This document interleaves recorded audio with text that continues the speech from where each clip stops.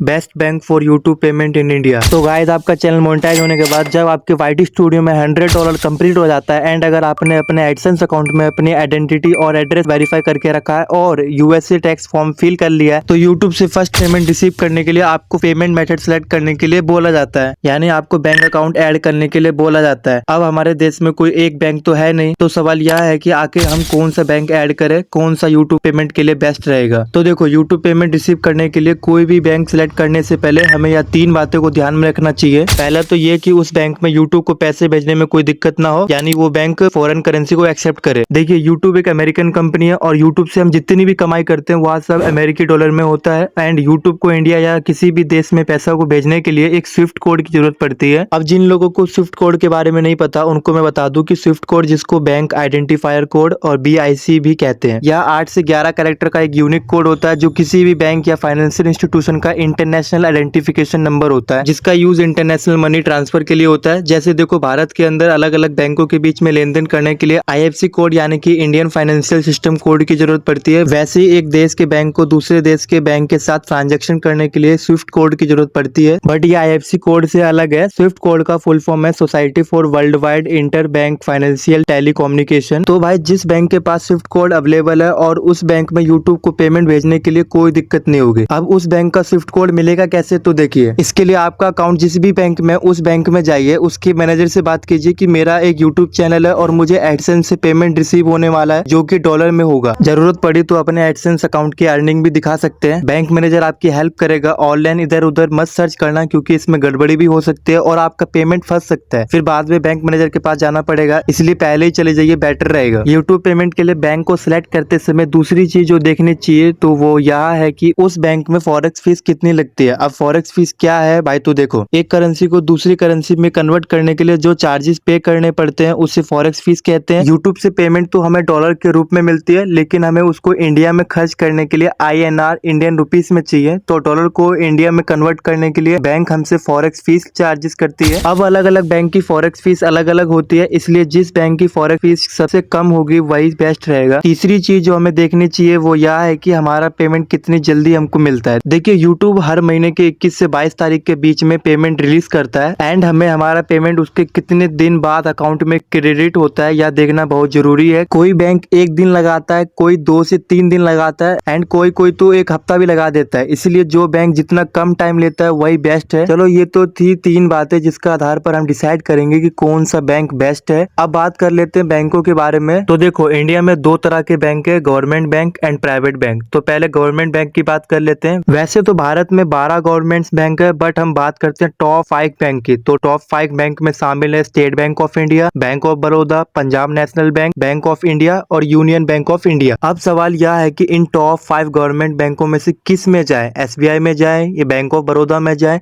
या फिर Punjab national bank में जाए। SBI की जहां तक बात की जाए तो SBI का जो फॉरेक्स रेमिटेंस है वो काफी बढ़िया है। देखिए, यूट्यूब से हमारा पैसे पहले फॉरेक्स डिपार्टमेंट में आता है, फिर वह इंडियन रुपीस में कन्वर्ट होकर हमारे अकाउंट में क्रेडिट होता है। कई बार हमको फॉरेक्स रेमिटेंस का फॉर्म भी फिल करना होता है। SBI में जो फॉरेक्स रेमिटेंस है वो काफी अच्छा है, मतलब हमारा पैसा हमको जल्दी मिल जाता है। फॉर एग्जाम्पल, अगर एडसेंस ने आपका पेमेंट 21 तारीख को रिलीज किया है तो SBI में आपको पैसा 22 को ही मिल जाता है, या नहीं तो 23 को तो मिल ही जाना है। SBI में सबसे अच्छी बात यह है कि इसमें पेमेंट डिले नहीं होता है, तुरंत मिल जाता है। अब बात करते हैं कन्वर्जन रेट की, यानी कि फॉरेक्स फीस की। तो देखो, SBI में फॉरेक्स फीस ना तो ज्यादा हाई है और ना ही ज्यादा कम है, एवरेज है, यानी आपको डॉलर से इंडियन रुपीस में कन्वर्ट करने के लिए जो चार्जेस लग वो काफी कम है क्योंकि इसका फॉरेक्स रेमिटेंस काफी अच्छा है। अब बैंक ऑफ बड़ौदा की बात करें तो बैंक ऑफ बड़ौदा भी अच्छा है, इसमें आपको पेमेंट आने में थोड़ा टाइम लग सकता है, ज्यादा डिले नहीं होता है। बट अगर आपको SBI में 22 से 23 तारीख को पेमेंट रिसीव हो जाता है तो बैंक ऑफ बड़ौदा में 24 से 26 तारीख के बीच में आपको पेमेंट रिसीव हो जाएगा। फॉरेक्स फीस की अगर बात की जाए तो इसमें SBI से थोड़ा सा महंगा पड़ सकता है, ज्यादा नहीं लेकिन थोड़ा सा महंगा होगा। जैसे अगर SBI में $1 पर ₹1 चार्जेस लगता है और वहीं पर बैंक ऑफ बड़ौदा में $1 को कन्वर्ट करने के लिए ₹1.15 लग सकता है। यह एग्जैक्ट फिगर नहीं है पर मान के चलो कि इतना ही होगा। एंड अगर पंजाब नेशनल बैंक की बात की जाए तो इसमें आपको पैसा लेट मिलता है, इसमें आपको कभी कभी 1 हफ्ता से लेकर 15 दिन तक भी लग सकता है। किसी किसी के साथ तो ऐसा भी हुआ है कि 1 महीने का पैसा आ गया, दूसरे महीने का पैसा आ गया, तीसरे महीने का पैसा भी आ गया और चौथे महीने का पैसा अटक गया। लेकिन पंजाब नेशनल बैंक में फॉरेक्स फीस तो काफी कम है। बाकी बैंक ऑफ इंडिया और यूनियन बैंक ऑफ इंडिया का भी हाल कुछ इसी तरह है, इसलिए फर्स्ट चॉइस हमेशा SBI को रखो। अगर SBI पॉसिबल नहीं है तो आप बाकी चारों में से किसी एक में जा सकते हैं। अब बात करते हैं प्राइवेट बैंकों की। तो देखो इंडिया में 21 प्राइवेट बैंक है जो कि RBI के गाइडलाइन पर काम करती है, और उनमें से जो 3 सबसे पॉपुलर है वो है HDFC bank, ICICI bank and axis bank. अगर HDFC बैंक की बात करें तो इसका फॉरेक्स रेमिटेंस काफी बढ़िया है। इसमें आपको आपका पैसा SBI की तरह तुरंत मिल जाता है, और इसमें जो फॉरेक्स फीस लगता है वो काफी कम है। इसमें पेमेंट कहीं फंसता नहीं है। और अगर ICICI बैंक की बात करें तो या HDFC बैंक की तरह ही बढ़िया है। इसमें भी आपका पैसा आपको 1 से 2 दिन के अंदर मिल जाता है, एंड इसमें भी जो फॉरेक्स फीस है वो काफी कम है, बट HDFC बैंक से थोड़ा सा ज्यादा है। एंड अगर एक्सिस बैंक की बात की जाए तो ये भी बढ़िया है, आपका पैसा तुरंत मिल जाएगा, बट इसका कन्वर्सन रेट थोड़ा हाई रहता है। इसलिए अगर प्राइवेट बैंक में ही जाना है तो HDFC bank is the best choice. तो भाइयों अब आपको क्लियर आइडिया हो गया होगा कि YouTube पेमेंट को रिसीव करने के लिए कौन सा बैंक बेस्ट रहेगा। आप सभी को वीडियो कैसा लगा कमेंट सेक्शन में जरूर बताना, और वीडियो को लाइक कर देना। अब मिलते हैं नई वीडियो में।